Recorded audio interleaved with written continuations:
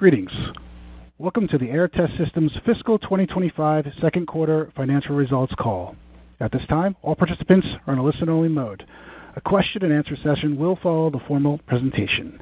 If anyone should require operator assistance during the conference, please press star zero on your telephone keypad. Please note, this conference is being recorded. I will now turn the conference over to your host, Jim Byers of Pondell Wilkinson Investor Relations. You may begin. Thank you, Operator. Good afternoon, and welcome to Aehr Test Systems' Second Quarter Fiscal 2025 Financial Results Conference Call. With me on today's call are Aehr Test Systems President and Chief Executive Officer Gayn Erickson and CFO Chris Siu. Before I turn the call over to Gayn and Chris, I'd like to cover a few items. This afternoon, after market close, Aehr Test issued a press release announcing its second quarter fiscal 2025 results. That release is available on the company's website at aehr.com. This call is being broadcast live over the internet for all interested parties, and the webcast will be archived in the Investor Relations page of the Aehr Test website. I'd like to remind everyone that on today's call, management will be making forward-looking statements today that are based on current information and estimates and are subject to a number of risks and uncertainties that could cause actual results to differ materially from those in the forward-looking statements. These factors that may cause results to differ materially from those in the forward-looking statements are discussed in the company's most recent periodic and current reports filed with the SEC.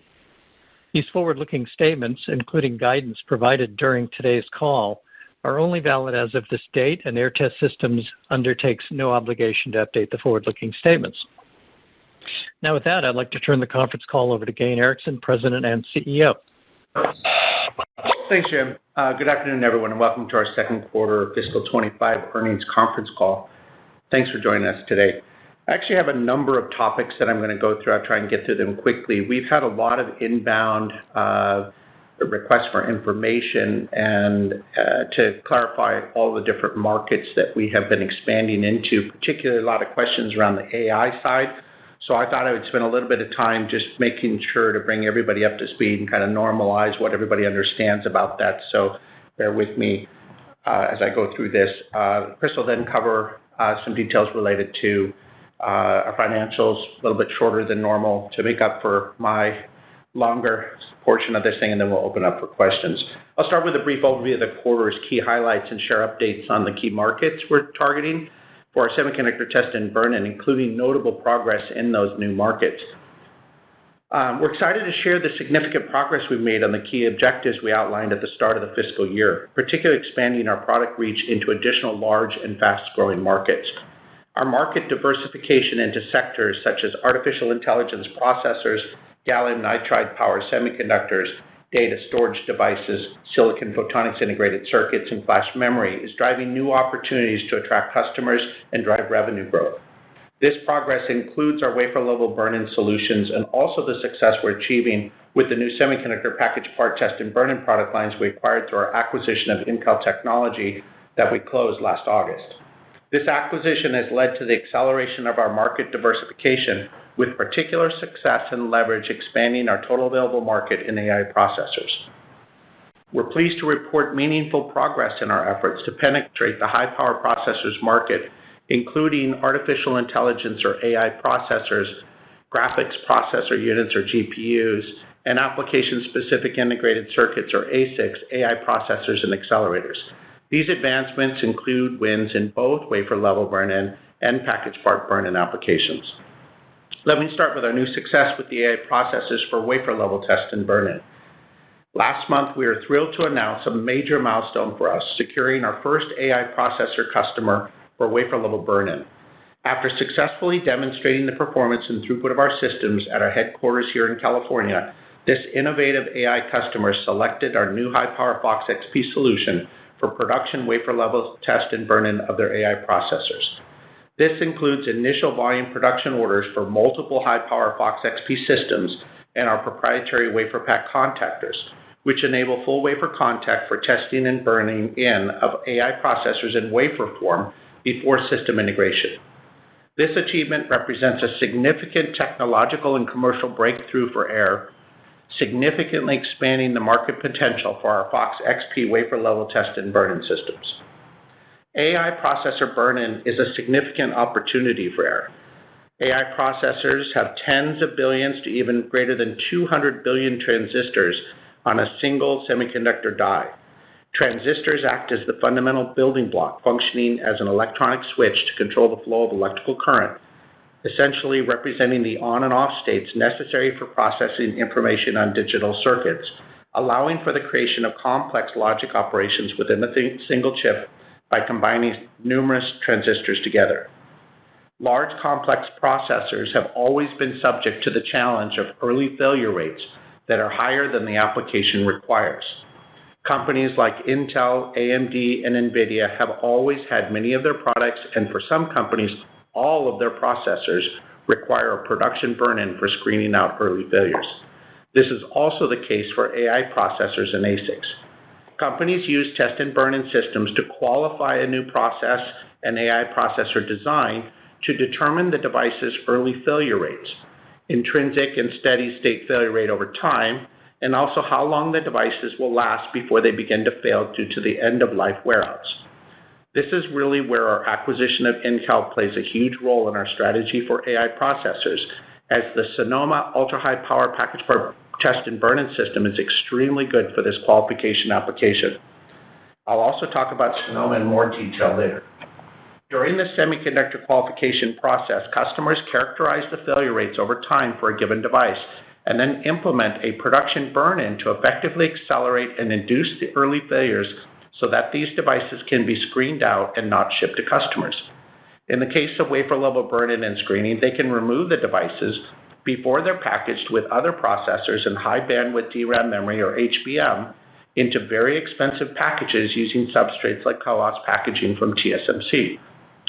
Once you understand that AI processors need production burn-in, and then you look at devices such as Hopper or Blackwell from NVIDIA, or the AMD Instinct MI325X GPU accelerator, it becomes intuitively obvious why customers would like to move this production burn-in step to wafer level if they can, to avoid throwing away very expensive packages and the remaining good processors and HBM. With Aehr providing the first ever solution for wafer-level burn-in in an AI processor in partnership with this customer and their outsourced assembly and test or OSAT partner, we have shown that our high-power FOX XP multi-wafer systems and proprietary WaferPak contactors can be a viable solution for testing and burn-in of AI processors in wafer form to avoid having to burn in these devices in package or system form, where the cost of test and the cost of yield loss due to failing devices during burn-in is much more expensive and impactful to overall manufacturing yield. We've already shown the solution working at our facility in California and will begin shipping the production systems and WaferPaks already this month. The systems will have a very visible footprint at the OSAT they will be installed and used at, and we're working together on marketing this wafer-level production burn-in capability to other AI processor suppliers in partnership with this OSAT as I speak. Now let me turn to the package part test and burn-in level of AI processors using our new Sonoma system. During the second quarter, we secured our first production AI processor customer for package part burn-in, receiving initial volume production orders for multiple Sonoma ultra-high power systems. This customer is a large-scale data center hyperscaler providing computing power and storage capacity to millions of individuals and organizations worldwide. System shipments have already commenced to their OSAT contract manufacturer, doing test and burn-in for them in Asia. Again, this is for production burn-in screening of all devices shipped to screen out early failures. This customer was and continues to use the Sonoma system for process and device qualification, as I detailed a few minutes ago. The Sonoma system is a system that combines high parallelism of ultra-high power devices under test, or DUTs, with very high current, high performance power supplies that allow many voltage zones ranging from multiple core power zones to many other lower power zones on the same device. Very flexible digital test resources per device, individually controlled liquid cooling of each device under test, and what we feel is the world's best software and user interface for device testing and debug for device qualification and reliability testing and bring-up. I have personally heard from multiple customers that they often use the Sonoma system to debug the test patterns of their devices and use this data to feed back to their multi-million-dollar ATE systems from the likes of Advantest and Teradyne. We have a large and growing installed base of Sonoma systems around the world at test labs, OSATs, and IDMs used for this qualification and reliability testing of new devices and semiconductor process nodes. What is new is this is the first customer, and it's a large one, that is purchasing Sonoma for their volume production needs for test and burn-in of their AI processors. This is an area where the combination of Incal and Aehr was very well received by customers, as Incal simply did not have the support infrastructure worldwide as Aehr does to support the needs of production customers, nor did they have the manufacturing capacity that we do to build a large number of systems for production customers. We see significant potential to expand our package part test and burn-in business in the rapidly growing AI semiconductor market with the ultra-high power Sonoma product line, and already have a team working on multiple enhancements to address both qualification and production test and burn-in needs of a wide range of AI processor suppliers, test labs, and OSATs.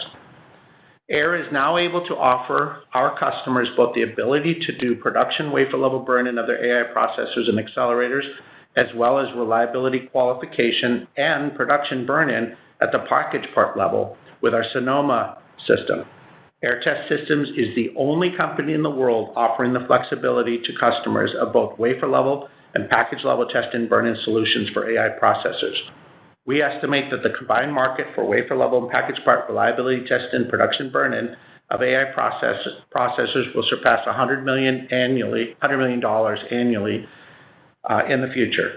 The AI semiconductor processor market is growing very fast. According to the SNS Insider, the AI chip market size was valued at over $60 billion in 2023 and is expected to grow to over $600 billion by 2032, a 10x increase and a CAGR of almost 30% over that period.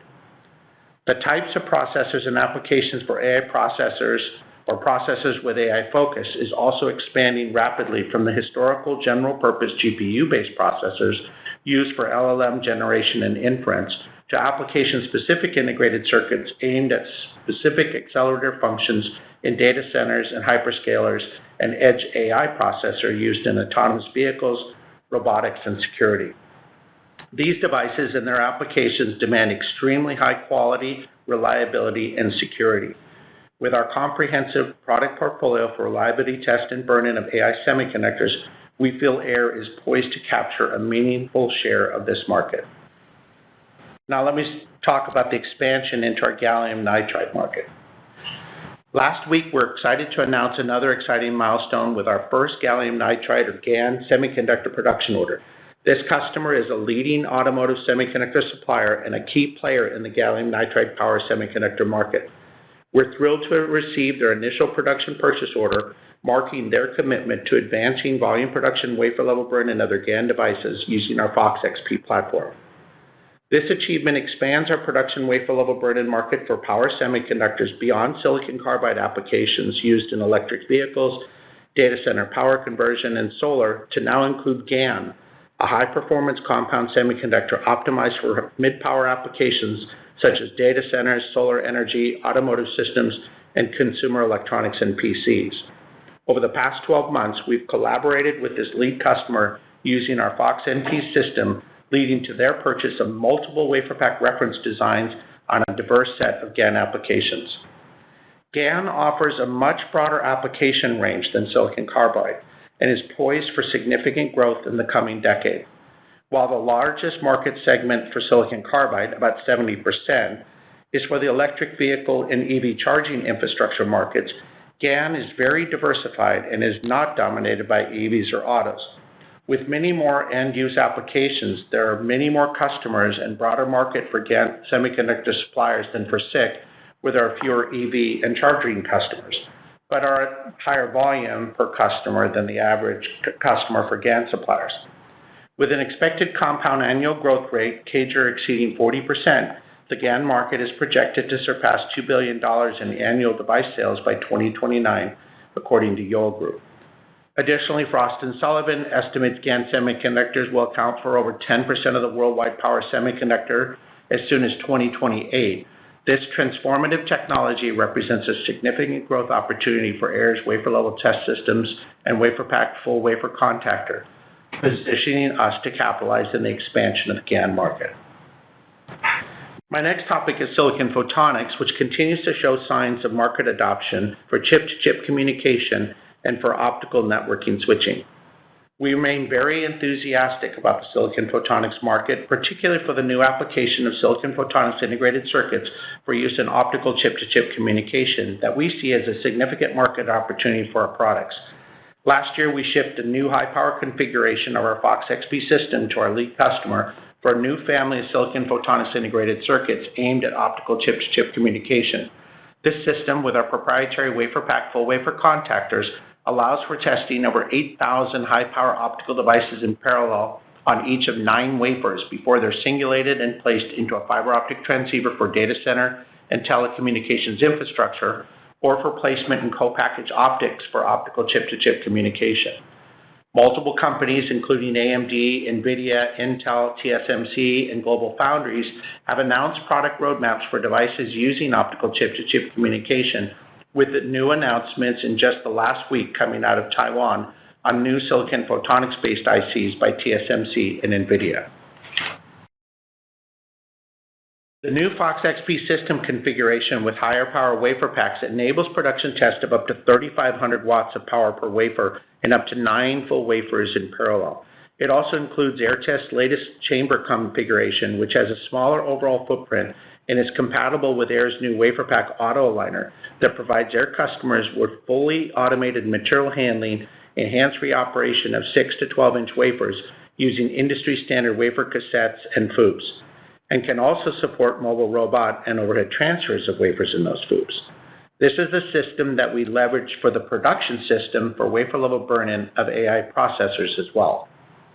We've designed a number of new WaferPaks for engineering and initial samples for this lead customer of our high-power silicon photonics solution this fiscal year.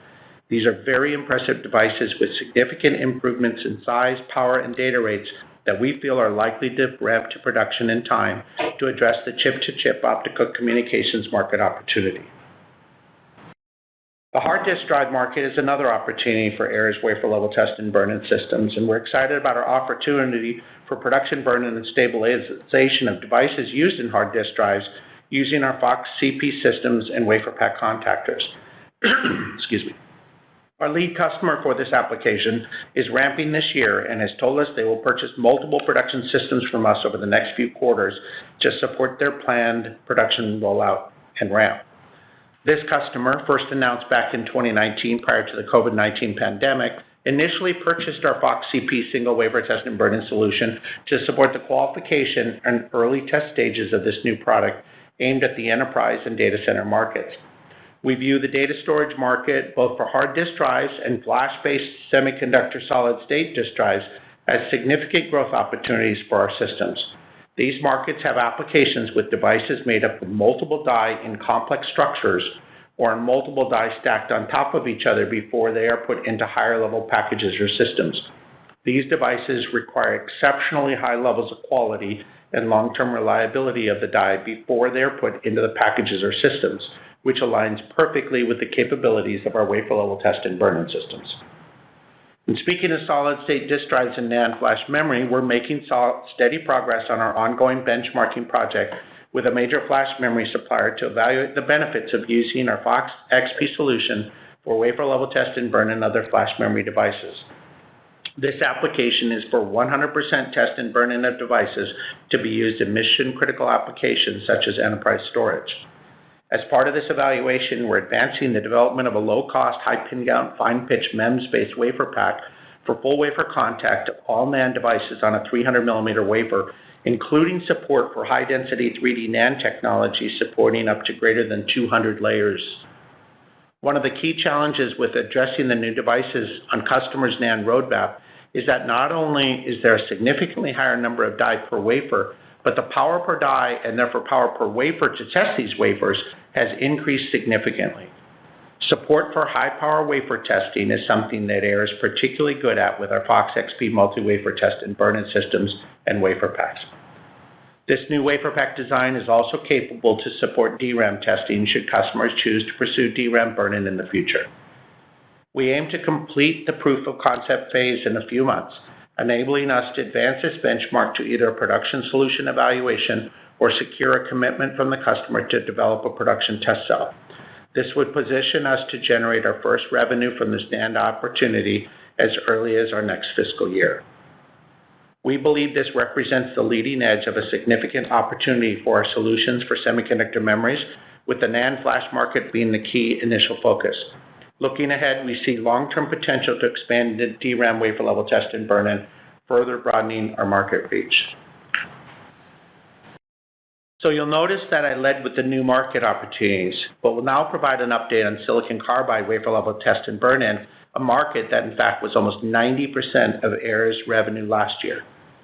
Aehr also continues to expand its presence in silicon carbide power semiconductor market, a critical sector for power conversion for electric vehicle traction inverters, charging infrastructure, and a range of industrial data center and infrastructure applications. Based on recent market forecasts and large suppliers of silicon carbide semiconductors, growth in silicon carbide sales outside of China should remain challenging before recovering in calendar 2026. We believe we're well positioned in this market as we have a large customer base and are currently engaged in benchmarking efforts with multiple potential new silicon carbide customers around the globe, including in China. While we remain cautiously optimistic about the opportunities in China, we also recognize the geopolitical, trade, and intellectual property risks associated with this market. Recently, we filed a lawsuit in China against a local supplier for intellectual property infringement. This action relates to features of products by that company targeted at wafer-level burn-in and silicon carbide devices that we believe infringe on Aehr's intellectual property and patents granted to Aehr by the Chinese Patent Office. Our current fiscal year forecast includes contemplated orders and revenue yet to be booked for silicon carbide wafer-level burn-in systems and WaferPaks destined for silicon carbide manufacturers in China. It is important to bring this to our shareholders' attention as recent trade-related developments in the U.S. and the emergence of competitive offerings in China that we believe infringe on our intellectual property have heightened the risk associated with bookings and revenue from Chinese customers. As we look at the composition of our total revenue for this fiscal year, silicon carbide is expected to account for less than half of our total revenue, as we've seen our expansion into additional other markets capture real market share gains. AI processors, including wafer-level and package parts, could comprise as much as 40% of our total revenue this fiscal year, up from effectively zero revenue last year. GaN, hard disk drives, silicon photonics integrated circuits, and other semiconductor package part revenues will comprise about another 20% of revenue. We're not pivoting away from silicon carbide, but rather are generating what we see are the growth in the other market opportunities while not seeing the growth in silicon carbide this year like we saw last year. According to recent market research from companies such as Yole, the estimated revenue for silicon carbide semiconductors in 2024 was around $2.5 billion and expected to reach $10 billion by the end of the decade, a 4x increase. To put this into perspective, the semiconductor market is projected to grow from about $600 billion overall in 2024 to over $1 trillion by the end of this decade. So silicon carbide will be about 1% of the overall semiconductor market by 2030. Aehr's innovative solutions are poised to capitalize on this growth in the overall semiconductor market by addressing the critical reliability needs of next-generation applications and leveraging key megatrends shaping the semiconductor industry. Reliability has become a critical priority across a wide range of industries, including combustion and electric vehicles, data centers, electrification of the world's infrastructure, and a wide range of artificial intelligence applications. Factors such as smaller semiconductor geometries, the increasing adoption of compound and optical semiconductors, and the complexities of ensuring semiconductor reliability on ever-increasing power and performance of semiconductors and advanced packaging are driving the demand for wafer-level and package part test and burn-in systems. Aehr solutions are instrumental in reducing early operational failures, and ensuring long-term device performance in these rapidly advancing markets. With strong customer engagements, expanding market opportunities, and innovative products designed to meet evolving demands, we're optimistic as we move into the second half of our fiscal year and maintain our previously stated financial guidance for the fiscal year. As we've stated before, though, given the nature of our business with our high average selling prices of a single production system and a set of wafer packs, our quarterly revenue can experience significant variability if system orders anticipated by the quarter end are delayed by even a few days. This was the case in last quarter, and one of the key reasons we do not provide quarterly guidance. In the case of both our new GaN and wafer-level AI customers, both requested us to pre-build systems that we fully expected to ship to them within the quarter. However, the purchase orders were not finalized until after the quarter ended. Looking ahead and above the quarter-to-quarter variations, we're excited about the current and emerging market opportunities for our products, which not only position us for a successful fiscal year, but also lay a solid foundation for long-term sustainable growth in years ahead. Lastly, and before I turn it over to Chris, it's with great sadness that we acknowledge the passing of Ovi Raychaudhuri, our EVP of Research and Development, who lost his battle with cancer last month. On behalf of everyone at Aehr Test, we extend our deepest sympathies to his family. Ovi's friendship, leadership, and the tremendous contribution to Aehr Test will always be remembered and cherished. It was an honor to work alongside Ovi, and he'll be deeply missed. In the interim, Don Richmond, our CTO, who previously held this role before Ovi joined us a year and a half ago, had stepped in and assumed Ovi's responsibilities at Aehr and would continue in this capacity until further notice. With that, let me turn it over to Chris, and then we'll open up the lines for questions. Thank you, Gayn. Good afternoon, everyone. The company recognized bookings of $9.2 million in the second quarter of fiscal 2025, compared to $16.7 million in the first quarter of fiscal 2025. At the end of the quarter, our backlog was $12.4 million. In the first 6 weeks of the third quarter of fiscal 2025, we received $14.2 million in additional bookings. This growth was driven primarily by the first AI processor customer, utilizing our high-power FOX XP solution for wafer-level production test and burn-in of AI processors, which we announced in December. With this recent bookings, our effective backlog has now reached $26.6 million. Turning to our Q2 performance, which included a full quarter of the financial results from the Incal acquisition, we face a challenging environment due to overall softness in the silicon carbide power semiconductor market. Second quarter revenue totaled $13.5 million, a 37% decline compared to $21.4 million in Q2 last year. A significant portion of this revenue was driven by demand for our WaferPaks and Sonoma ultra-high power systems acquired from the Incal acquisition, which support high-volume production tests and burn-in of AI processors. WaferPak revenues came in at $8.6 million, accounting for 64% of our total revenue in the second quarter, an increase from 43% in the same period last year. This highlights the important role of our WaferPaks as a key source of recurring revenue for our business. Additionally, system sales from our Sonoma and Tahoe package part burn-in products made a substantial contribution to our second quarter revenue. We are excited to see the significant progress we made to incorporate the Incal products into our product portfolio to address the AI market opportunities. We believe our strategy to expand Aehr's product offerings to diversify into sectors beyond silicon carbide applications, such as AI, gallium nitride power conversion, and other sectors, will drive revenue growth in the future. Non-GAAP gross margin for the second quarter was 45.3% compared to 51.6% in the same period last year.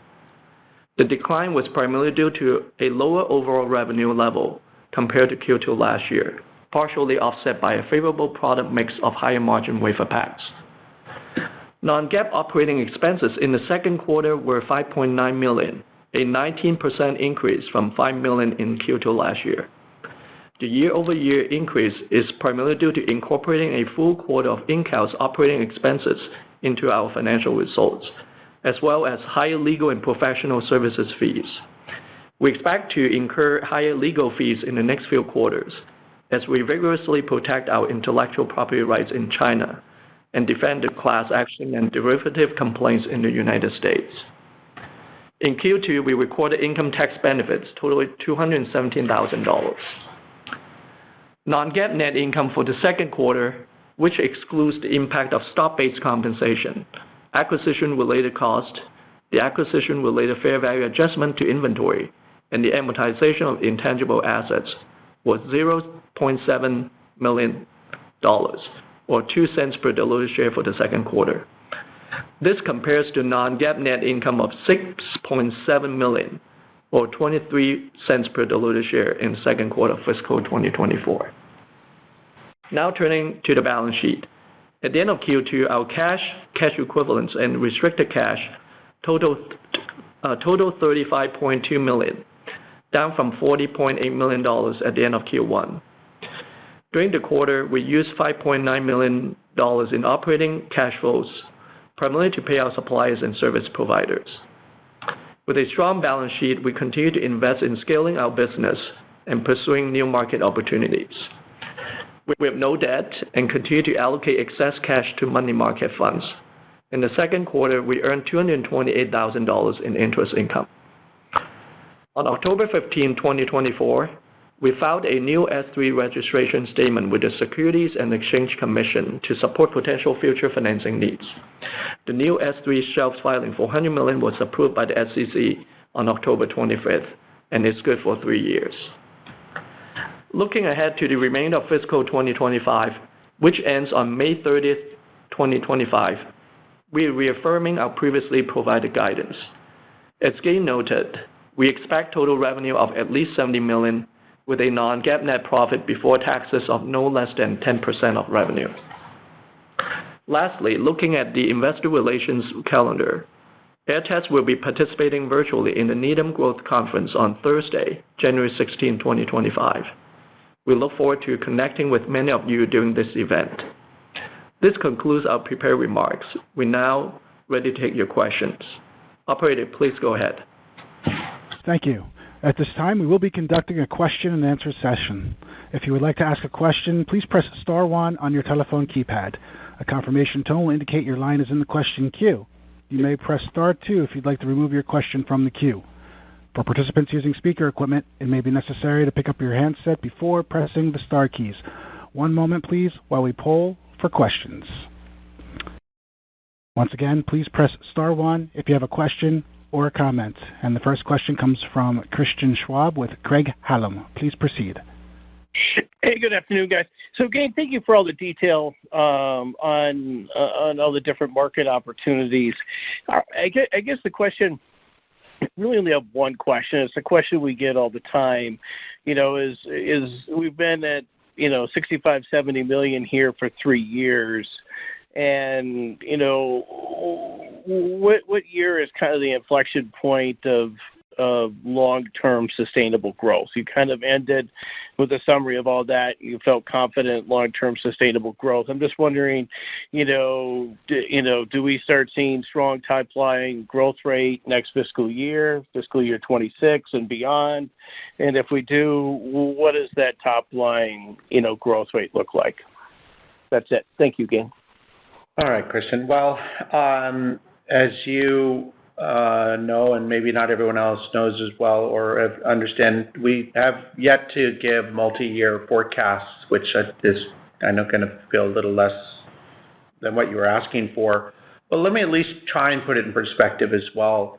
We had been, if you go back and look at, multiple quarters, we've been talking about some of these other markets and alluding or being very direct about some of the expansion, whether it be us talking about the investments in the silicon photonics, our initial engagement with customers in GaN a year and a half ago that said we were evaluating them for production use in hopes that it would prove out that they need production burn-in, which we've now determined have, engagements with the flash memory. And we were a little more guarded about it, but about a year ago, if you look at the notes, I was referring to another exciting application for a high-power application for wafer-level burn-in we were engaged in, which was actually the leading edge of the AI stuff.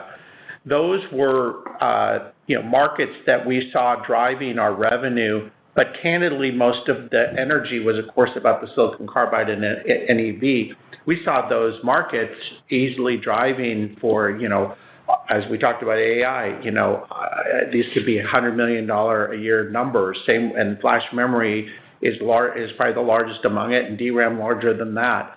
There are enormous opportunities in the space, kind of as a whole in semiconductors.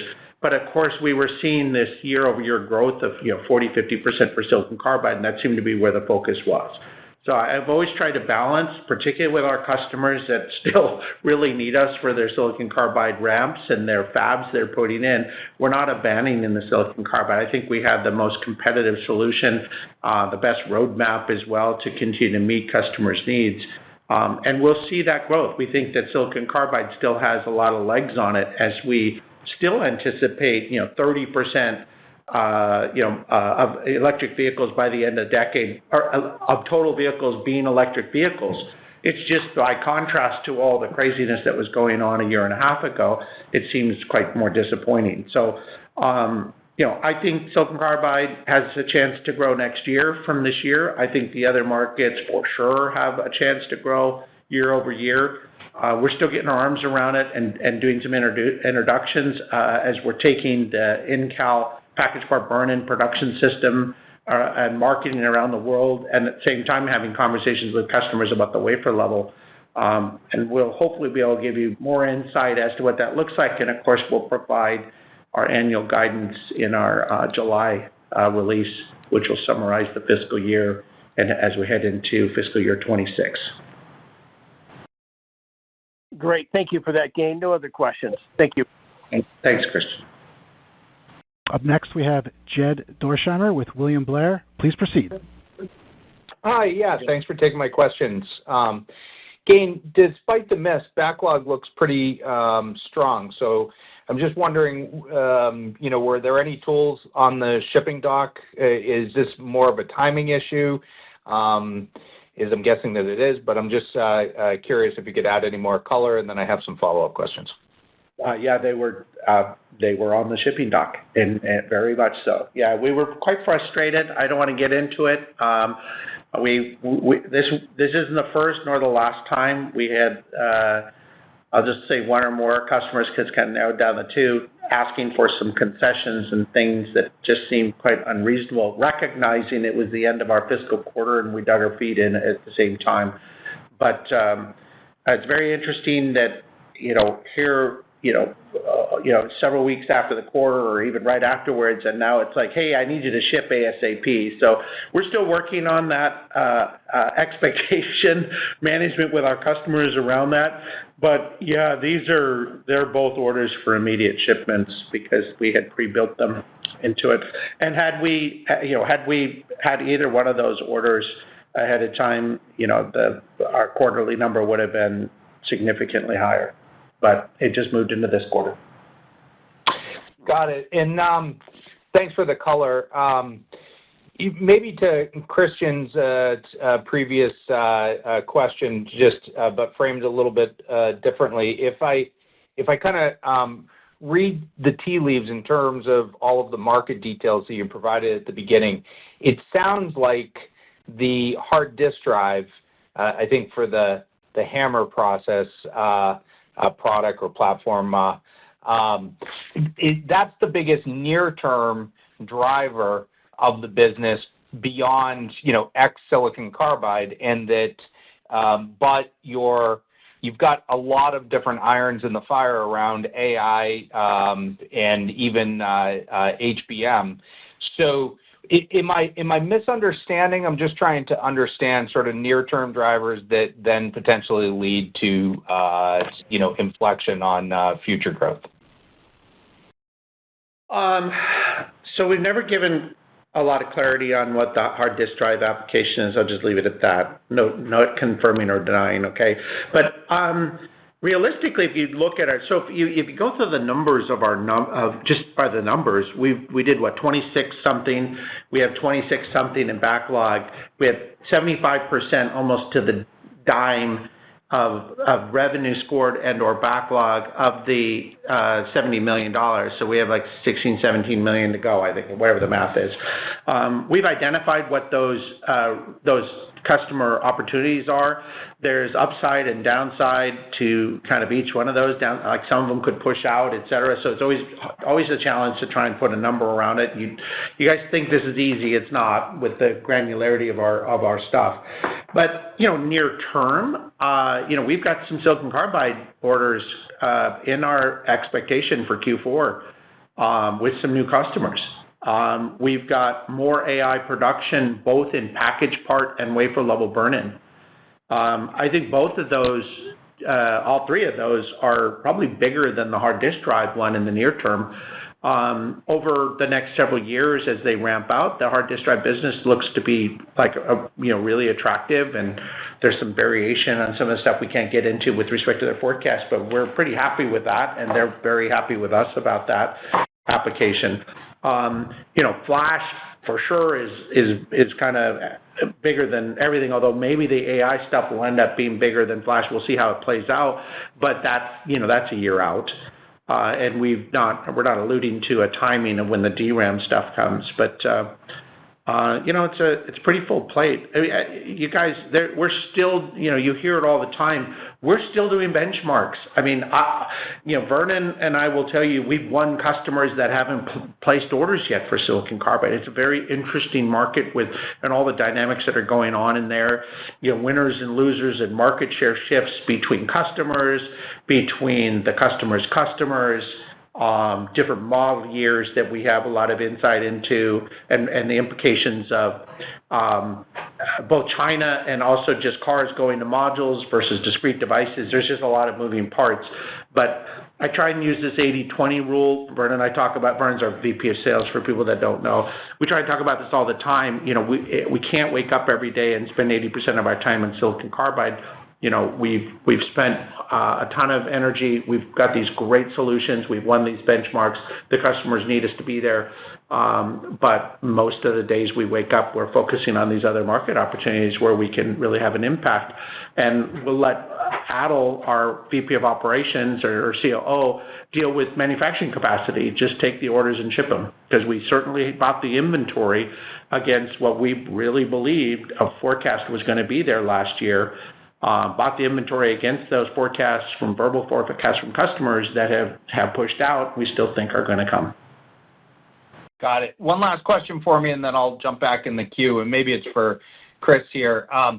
Just margins, gross margin took a steep decline. I'm assuming that's mix shift from the WaferPaks to the Incal systems, Sonoma, but I'm just curious, do you expect this do you expect to be at these levels? You mentioned in backlog that you have some silicon carbide. I'm assuming some WaferPaks there. How should we think about the normal margin levels? Is you certainly, to achieve your $70 million would imply, getting a pretty big bump in revenues. How should we think about that for the rest? Yeah, so you're correct, Jed. So as we talked about it before, the Incal products, the gross margins is a little bit lower than what we have in legacy Aehr Test Systems and WaferPaks. So the order you can think about it is the WaferPaks always has the best gross margin, and then the Aehr Test Systems, and then would be the Incal system. So it really depends on the product mix, even within Incal, because the Incal consumables have consumables have lower too. The other piece we haven't given a ton of, I think we may have said in early discussions around the Incal acquisition.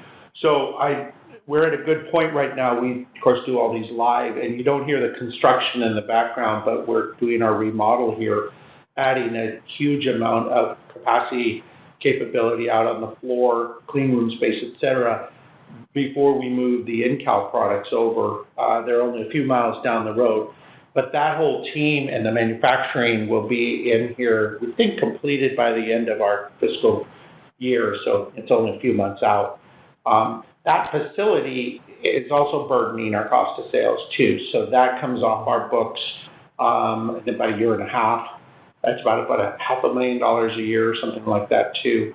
So we'll get some goodness out of this thing. We don't really focus our energy on the goodness of the Intel merger. Mostly it's the revenue opportunities and the customers, but there will be some operational efficiencies as well. Great. Thanks for the color. I'll jump back in the queue. Thanks, guys. Thank you, Jed. Once again, if you have a question or a comment, please indicate so by pressing star one on your touch-tone phone. The next question comes from Tom DeFilly with D.A. Davidson. Please proceed. Yeah, good afternoon, and thanks for the question. Gayn, curious what your view is of the Chinese market for silicon carbide if you are not successful in your patent infringement case. Is there still a market there for you? That's a good question. Yes, I guess. I mean, there's kind of two things. One of them is the patent infringement case against these guys, and the other one is our competitiveness and obviously the trade-related things between the U.S. and China, particularly kind of recently. They're harder to get your finger on. The system, and I want to be careful too much. That system that we've named in our 10Q, et cetera, it's not very good. I know that's kind of pretty directed. We've had feedback from customers that it's not working very well. It has repeatability issues. It can't really do what we do. We have parallel advantage. We have number of wafers. We have automation. We have a lot of capability. But nevertheless, we're not just going to put up with people trying to encroach on us and step on patents that we have in China, provided by the Chinese Patent Office. And so we're not going to put up with it. So, there's two things. There's a legal aspect of this thing, and then there's just the flat-out competitiveness. And, we have a team of people in China. I think we've already talked about it. I think we had 14 customers in China over time. One of them is wafer, the rest are package part from Aehr Test. So we've done business in China for a long time. It's not our plan to change. There's just some of the uncertainties related to just trade things that make it a little harder to put your finger on, and we're just trying to be open with that with people. Okay, so maybe to summarize, if worst case scenario, they're able to get away with whatever they've copied on their tool, you feel like you still have a pretty strong competitive advantage for both reliability and productivity versus their system as it is? We do. You always have to be careful because people have roadmaps and we have roadmaps too. I don't want to get too carried away with that, but that is the case. And again, it's very focused on silicon carbide. It has issues even testing gallium nitride. It doesn't do power semiconductors. So it's kind of a specific niche target at something. But nevertheless, we're taking it seriously, at least in China. Okay. And then your concern over the orders this year, is the concern that you lose them competitively or that they get pushed out? Well, there's always, I worry about a lot of stuff, Tom, but in general, when we were trying to describe China, we have we have a production system in our plans, at least in those numbers. We also have other opportunities and things like that too, but, an ASP of our wafer level burn systems with sets of wafer packs is, several $1 million. And so if, something happens and, there's some regulatory thing that slows us down or precludes us or something, I don't know really how to handicap that. That's a new one for me. There's always they still buy us, but they don't take it by May. That's kind of the normal thing we've been dealing with. I think a lot of people understand. A lot of our shareholders are, experts in semiconductor cap. Semiconductors are in a downturn right now. Outside of AI, there's a lot of, it's tough out there in automotive customers, et cetera. And so, as those of us that have been here for a long time, this too shall pass. And, if you look at it in the scheme of a few year window, it always gets better. So, sometimes we wake up and things have been pushed out. You get a call from your customer and saying, "Oh, can you help us with pricing?" Because we're struggling. And you're like, you are 50 times larger than I am. I'm not sure I can help you with your numbers, but we're here for you, kind of thing. So there's just some of that in the background. Yep. Okay. And maybe one last question on the flash market. When you look at the opportunity for you specifically, is that going to be driven by a technology change either in the chip or the package, or what do you think really starts that market for you? Yeah, I mean, flash memory, as actually, Tom, as you know from my history in HP Agile at Verigy, running the memory business there for many, many years, it's people refer to it as a treadmill. You get on it and you always have to keep going because the customers every 2-3 years are shipping more bits at the same price, so they have to always look at ways to be more and more cost effective. That's true in their process equipment, their front end equipment, and their back end equipment and test equipment. So there are things specifically on the NAND flash roadmap that, in addition to just cost disconnects, meaning I've got to ship way more flash memory, in 4 years than I am today, and my revenue is not going to be up 4x. How do I do it more cost effectively? So that's sort of a commercial requirement. Mm-hmm. There's also technical issues, and I was pretty specific in there to be clear. These NAND devices are 3D stacked. They're not actually stacked. They're just printed. There's how many NAND guys are out there, but they're all talking about 200-layer NAND.